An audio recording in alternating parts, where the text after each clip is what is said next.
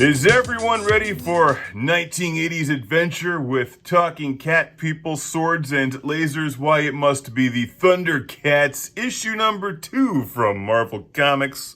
Love the cover. There's a lot of action going on here. From February 1986, Tears of Sunrise. This issue starts with the Thundertank about to crush a stupid talking robot bear, but unfortunately, Goody Two-Shoes Tygra saves that thing. Dumbass Tygra.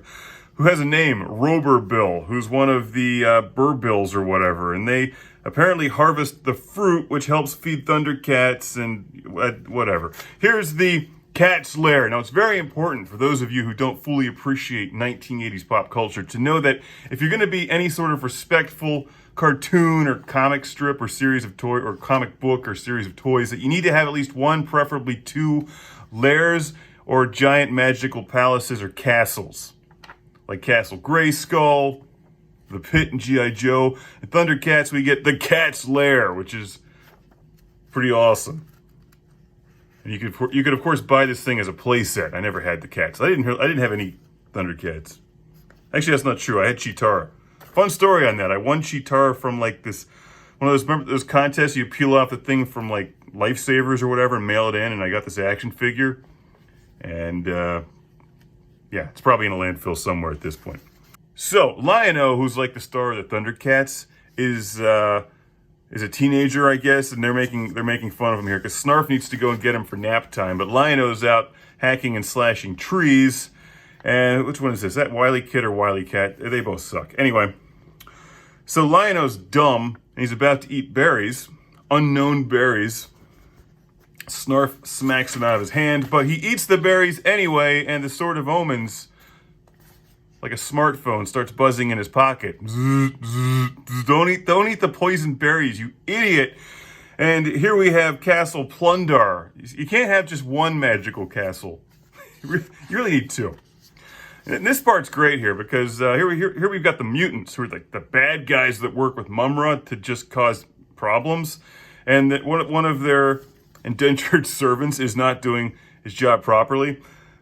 So Slive, that's his name, just kicks him off the edge of the stone bridge into his death. It's good stuff. Love the 80s. Oh no! Liono is getting sick because you ate the poison berries, you idiot. So he summons the Thundercat symbol, and everybody loves the Thundercat symbol because it's awesome. Which summons the Thundercats and the GoBots to go and rescue him because he's been poisoned. And Robo-Suck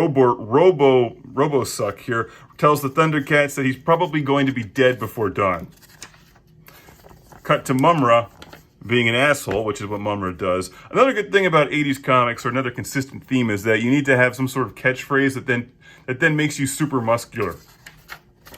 Mumm-Ra, the ever-living! Look, he's suddenly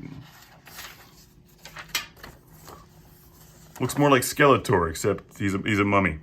The mutants go and kidnap Snarf. The Thundercats have to go save Snarf. They drive there in their fancy tank. There's a giant fight where each of the Thundercats has a special skill that they use in battle. Cheetara's skill is that she's fast, like a cheetah. Panthera's skill is that he's awesome. And Tygra just sucks. I like this part here, where they're about to confront this army of bad guys. And instead of saying anything, it just flashes the Thundercats logo behind them, and they strike a pose. Thundercats! What's that guy's name? Jaga wakes him up, the ghost of Jaga, who wakes him up, and then the Sword of Omens flies Liono into battle, where Liono then battles the enemies. And this, of course, brings up the question, if the sword can physically lift Liono and fly him to battle, couldn't the sword just do all this on its own? Does the Sword of Omens even need Liono? I feel like Liono is holding this thing back. So we've got a giant battle, we've got lasers, we've got explosions, and all in all, this is a very satisfying issue of the Thundercats. Gotta be honest, I like this one, though not as much as Twizzlers. I really like Twizzlers. Like every issue or episode of the Thundercats, you always learn something. And in Thundercats issue 2, we learn to not eat poison berries and that real power comes from friendship.